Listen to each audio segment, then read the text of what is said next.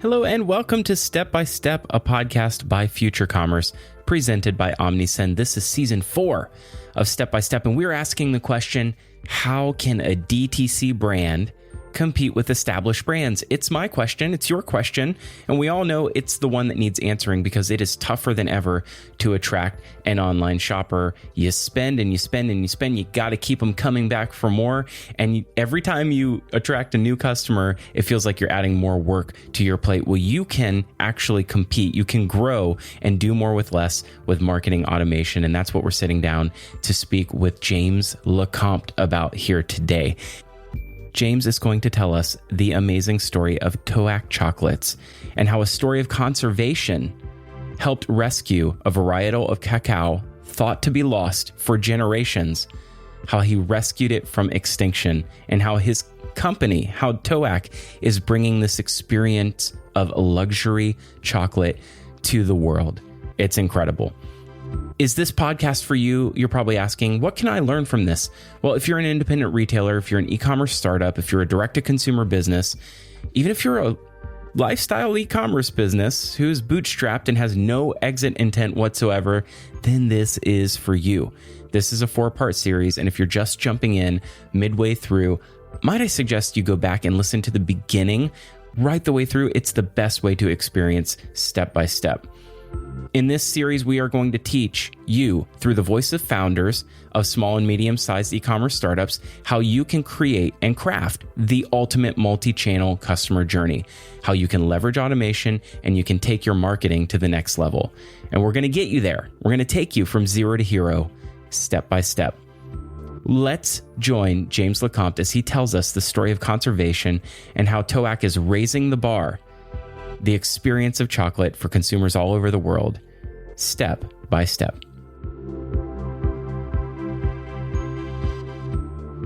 Today, we are here with James LeCompte of Toac Chocolate. He is the CEO over there, but if our pre-show shows me, he is the warmest person in chocolate that you'll ever meet. Welcome to the show, Mr. James LeCompte. Thank you. It's a pleasure to be here.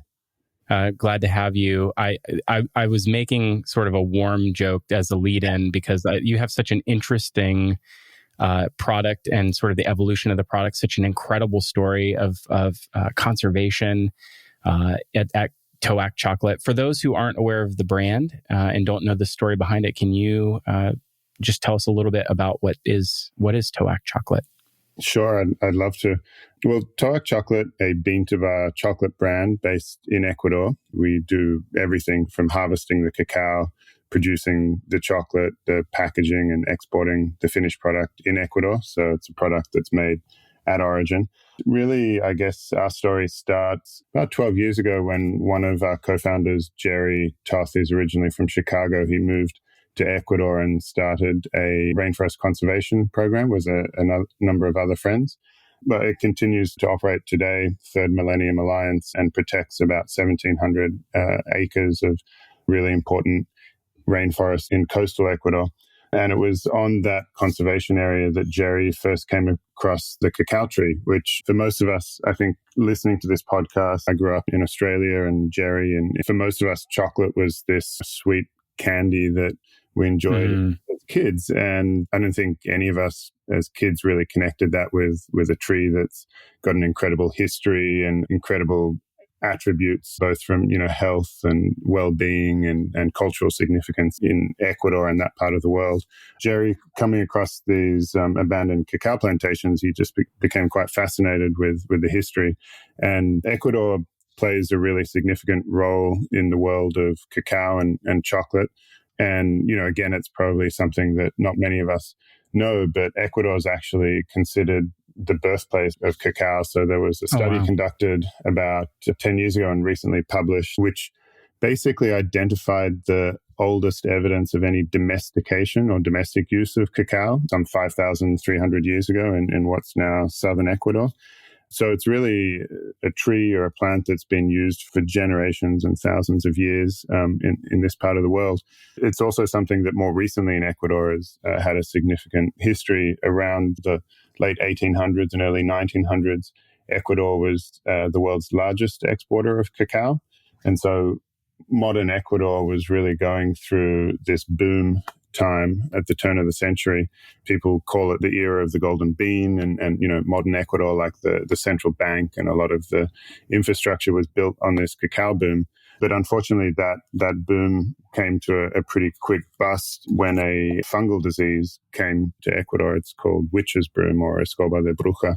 That disease, it's a bit like the disease that decimated the cognac vines in France. It had a really devastating effect on the industry. And at that time, when Ecuador was so dominant, there was a very special variety of cacao called Nacional. And this variety was famed in Europe. All of the top chocolatiers and chocolate makers at the time sought this variety because it had a very floral aroma and complex flavor. At the time when this disease hit Ecuador, Nacional was the dominant variety of cacao, pretty much the exclusive variety in Ecuador. And so when we started to look into starting a chocolate company, we were fascinated by this legend of ancient Nacional cacao, which, we were told at the turn of the most recent century had basically become extinct.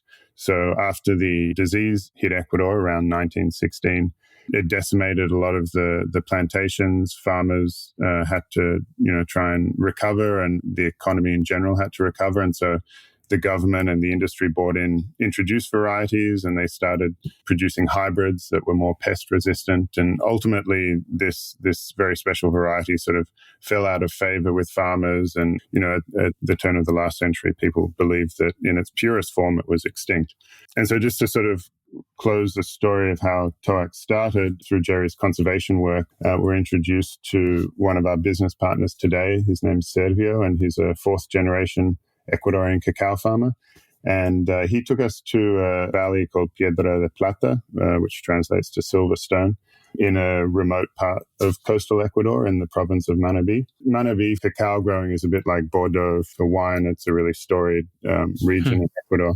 We were taken there and we met a group of 13 smallholder farmers. And Sergio said that when he was a child, his grandma, who was also a cacao farmer, used to take them there on, sort of special outings because she said this is where we can find the best cacao in Ecuador. And in conversation with these cacao farmers, we learned that, a number of the trees on their properties were really quite old. That, they were able to point out trees that were planted by their grandparents and great-grandparents. And, these are very small farms that have, somewhere between 3 to 4 acres of mixed crops. So not just cacao, but other tropical fruits as well, grown without any irrigation and all completely organic before the concept was really sort of popularized. We sort of connected the dots and said that if these trees were planted, 1 or 2 generations ago, then some of them had to have been planted before the disease arrived in Ecuador. And there's a good chance that they could be this genetically pure Nacional.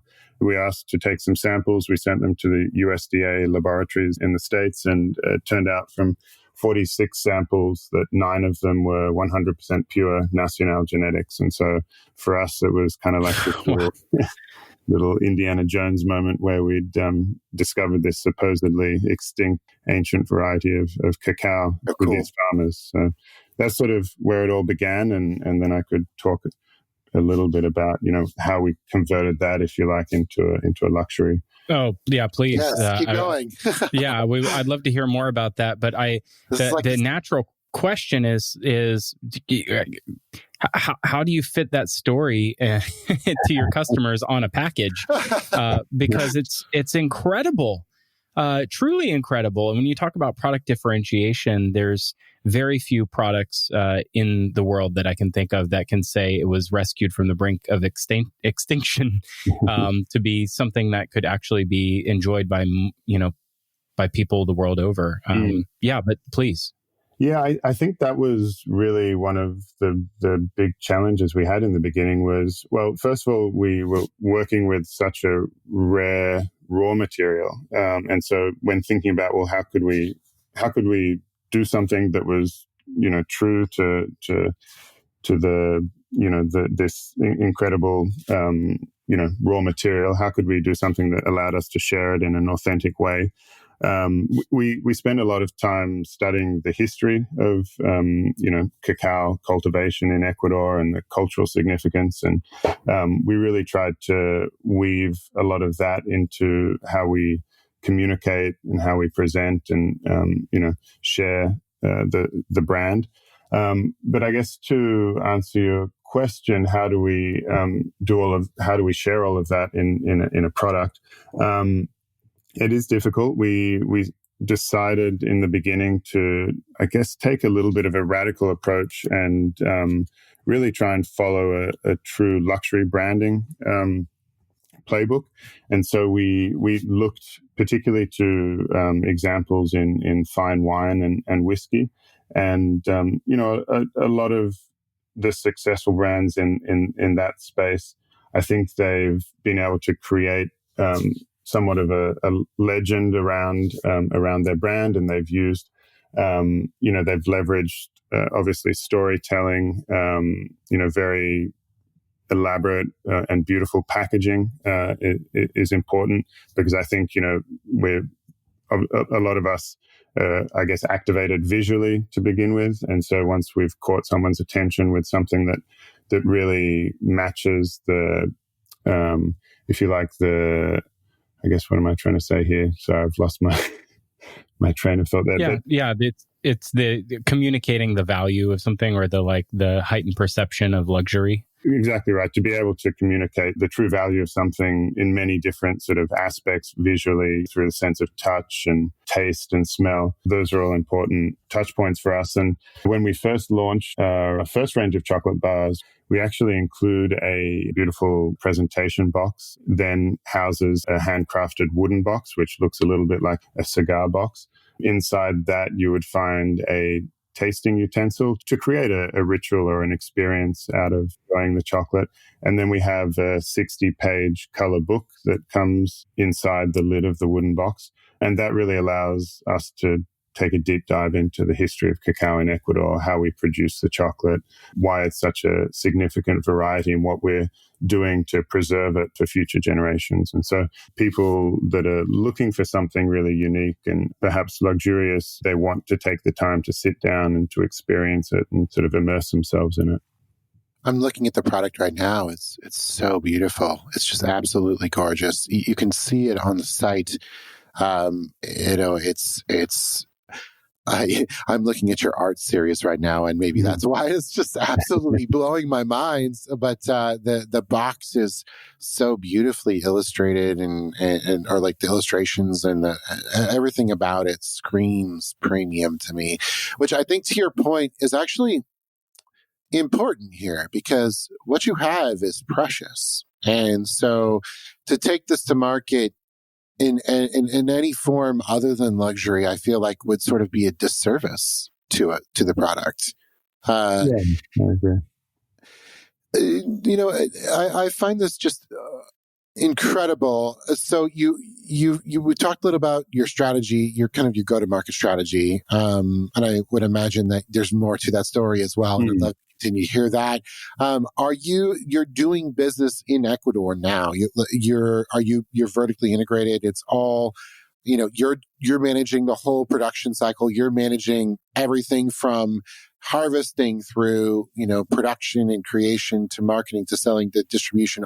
That's all you. Is that correct? Yeah, that's right. And so I think that's an important point of differentiation for us within the chocolate industry, but it's also a really crucial part of building a luxury brand, if you like, is having complete vertical integration and control over the entire supply chain or value chain, so that we can really, ensure that we're reaching the level of quality at every single step of the process that we would expect. And so, yes, there are days, for example, when we're down at the cacao collection center, we're, arm deep in cacao beans, which, have a fantastic aroma before they eventually turn into chocolate. They're coated in a white, gooey fruit, which we've actually... one of the things we love about working with cacao is there's so many things you can do with it. And so we actually spun an idea off into a separate brand to make a cacao fruit soda, but that's another story. But there are some days when we're down at the farm working with the farmers, and then we'll head back to Quito, and the very next day we're on a call, for example, with it might be, for example, we work with Omnisend on our marketing automation, and so we have that sort of breadth of exposure to the entire value chain, because we're not only harvesting the cacao and fermenting and drying it, then roasting it and converting it into cacao, but we're also really thinking deeply about how consumers can enjoy a product that's so unique and special, and how that enjoyment starts with visiting our website, placing an order, receiving the package in the post, the unboxing, the post sort of purchase support, so we do all of that in house. We're a small team, and so it's always about leveraging the limited resources that we have and ensuring that everything we do matches. We really want to make sure that everything we do and everything that the customer sees or feels gives them the sense that we really care, that we don't only care about them, but we also care about the environment where we're sourcing the raw materials from. We care about the people that we work with. It's a product that's produced with a lot of care and attention and love, ultimately.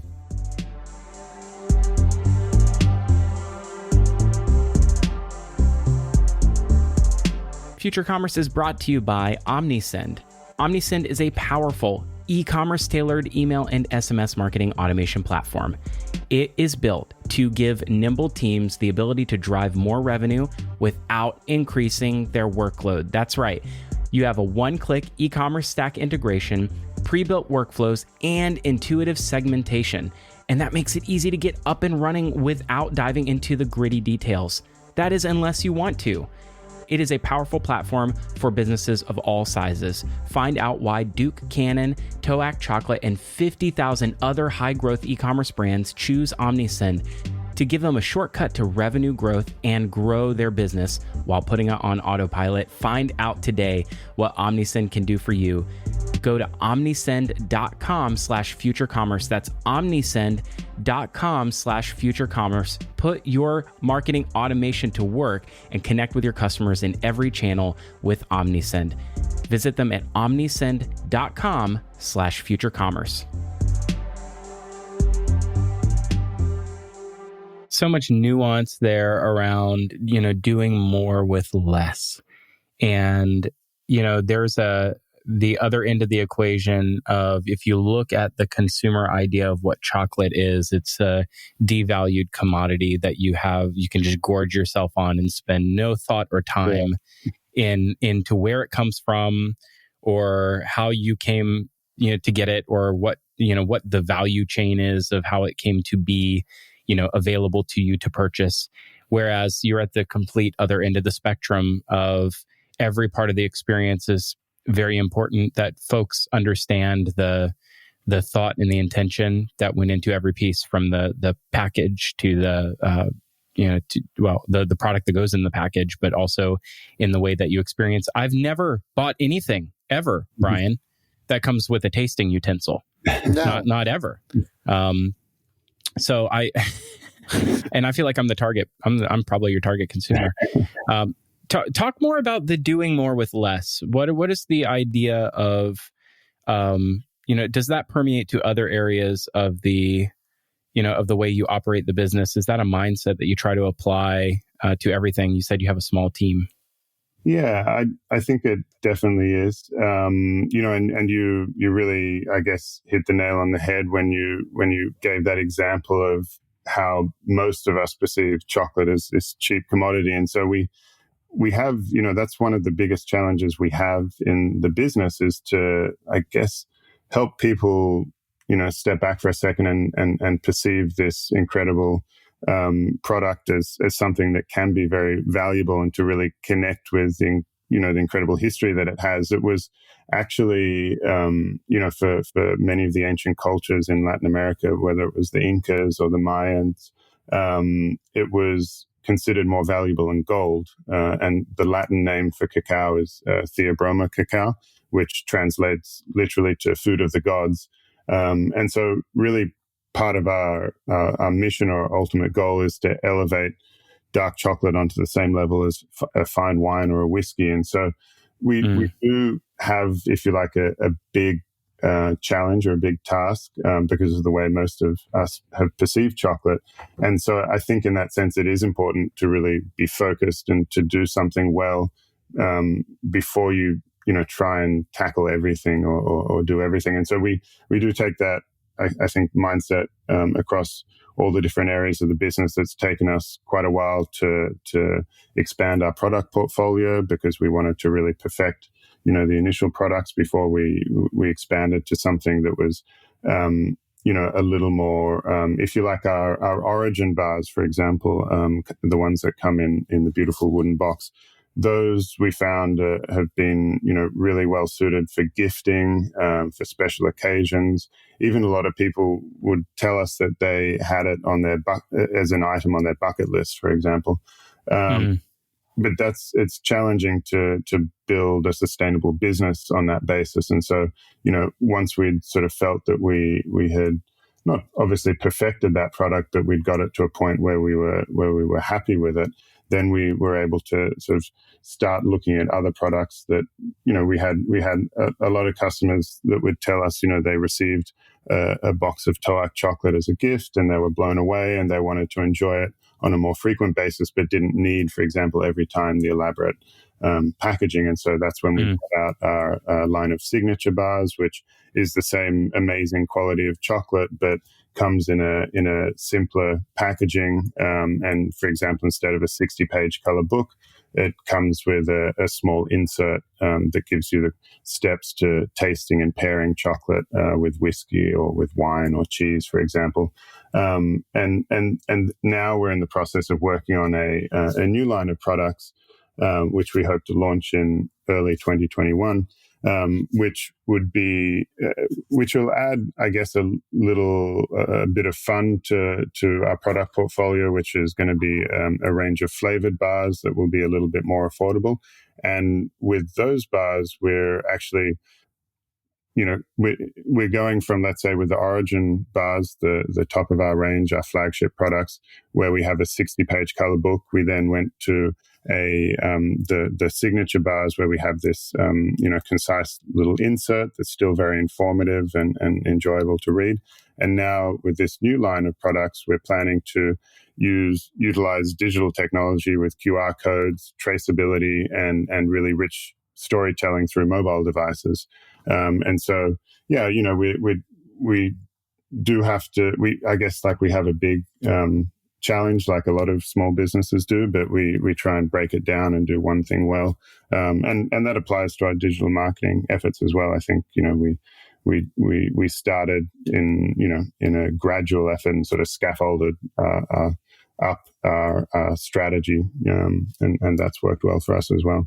Yeah, tell us a little bit about that. So, as far as digital marketing goes, you mentioned Omnisend already, but what channels are you in right now? You've got your website. Is that the main way or the only way that you're going to market? Are there other channels that you're selling through? And sort of how did you determine which channels you would be in? And I think you've described it very well. Well, crawl, walk, run, and you're picking high value channels to start. Talk to us a little bit about how you made those decisions. Yeah, so we when we started, and because we had such a scarce raw material, and we wanted to pursue this luxury branding approach, we really knew that online was the only way we could start the business. Because if you think about a traditional luxury brand, they usually have a beautiful boutique or several of them, and it's something that when you walk in, it's you really get to feel the brand and experience it, and that's obviously an expensive endeavor. And so thankfully we were able to start back in 2015 with an online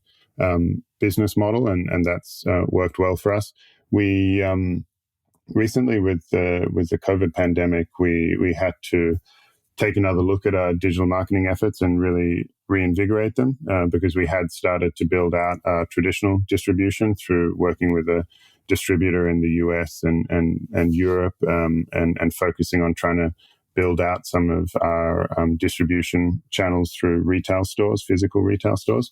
But with the pandemic, that obviously had to change quite quickly, and so we really took a step back and looked at, I guess, the basics of our digital marketing strategy. And so, how could we drive more traffic to our website? How could we look at improving our conversion rate, and then how could we also improve that sort of repeat purchase or retention rate? And so we really broke it down, I guess, to those three simple if you like, factors of building the digital marketing strategy. We started to work on landing pages. I think that was a really important move for us. So, we've spent a lot of time building what I think is a nice looking website, and it's functional from an e-commerce perspective. But it was very, I guess it's a one size fits all approach. And so what we liked about using landing pages is we could start to build very specific, pages that help people get a quick introduction to TOAC if it's the first time they've seen it in their Instagram feed or Facebook feed, for example. And so, we've started selling through specific landing pages that we've built.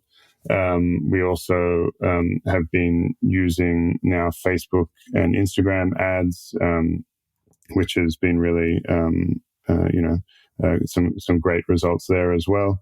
And then, we started to build on that with our marketing automation, which I think, is it sounded at first like a complex and huge undertaking when you sort of think about automating anything. But there's so many great options out there now, and for a small business, I can't really think of anything better when it comes to where to invest your marketing dollars, because once you invest the time and effort up front to build out some really beautiful content in terms of the written words and the imagery that you're going to be putting into your automations. In our case, we focused a lot on email automation.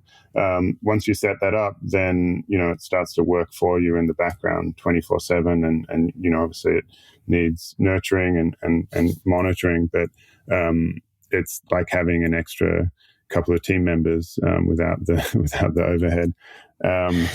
So that's been really great. It's interesting. It reminds me of a book I'm reading recently called the Almanac of Naval Ravikant, written by Eric Jorgensen. And Naval, of course, prolific Silicon Valley personality and venture capitalist. But having this redefinition of what wealth truly is. And to him, wealth is not just the intersection of having, assets that earn for you in your spare time, but the ability to do what you want, and to control your own fate, and to rest when you feel like it and work when you feel like it. It sounds to me that TOAC chocolate is truly a wealthy brand, in that you have built for yourself something that not only provides return on your investment in your spare time through various marketing channels and investments there, but also a brand that continues to build its own equity with your customer. That I think it's not commoditized. It's truly differentiated in the sense that every interaction sows new opportunity for you to build a lifetime, relationship with a customer. Any thoughts about how you're approaching that from a luxury perspective? And is there a temptation to widen the net a little bit in a way that might actually devalue what you've been able to achieve? Yeah, it's a great question, and I think we are on that journey, and there certainly are temptations all the time. And, fortunately, that's, I guess, what business partners are there for. So we create a healthy tension in business between, ensuring that we're able to build a sustainable business, but, and make ends meet, and invest in the things that we feel are important. For example, the conservation work or product development. We have a lot of, fantastic innovation that we do around aging chocolate, which we could talk about. But, there are always temptations to, like you said, sort of broaden the net. But we have a great team, and we always, I think, come back to, what our values are as a group of individuals, and what it is that we'd like to leave behind with TOAC, and then that becomes the principle that we take the decisions with. We could bring out products that were much more competitive, for example, with other mainstream chocolate brands, but we'd very quickly, I think, find that we're sort of stepping onto the hamster wheel, and we're then on that road, continually decreasing margins, and it's sort of a slippery slope. Whereas it by no means has it been easy. I think, in fact, it's the decision that we took to start TOAC as a luxury brand and to make some bold statements in the industry, I think, have actually been extremely difficult for us to navigate. We didn't have a point of reference really in the industry to say, if we followed this path, then chances are we could, turn the business into a success. We were really sort of charting our own way. But I think, each of us involved really enjoy that sort of adventurous side of the business. It does allow us to have more control over how we spend our time and where we put our effort. And I think, as long as you go into that sort of journey in an authentic way, then that's the ideal sort of scenario. There's certainly some brands that come to mind, not to make you comment on others in the marketplace, but there's certain brands that come to mind that also have brick and mortar sort of retail presence. They may be, a version or someone's version of luxury, but maybe not true luxury. There's a word we've been using for that, premium mediocre. I sense that given enough time, there are undisciplined brands that might find themselves heading straight down that route as well in order to continue to feed the growth machine. Do you sense that, are you artificially or sort of like superficially limited to do that based on the nature of your supply? Like, what is that also part of the equation as sort of the antidote to this fast growth or this mass consumerization of your otherwise different product? Yeah, I think we definitely face the reality of a limited supply. On the other hand, we do feel it's important to expand on what we've started. We have particular values and perspective around the cacao industry, and it's an industry that hasn't changed for quite a while, and it's really stacked against the interests of the farmer. And so, we'd love to see more brands, whether it's in cacao or other industries, doing, I guess, similar or taking similar approaches that we take. For example, the farmers that we work with, we pay them between 3 to 8 times the market price for the cacao that we purchase at the farm. We invest a lot of time and effort at the farm level around working with them on sustainable agricultural practices.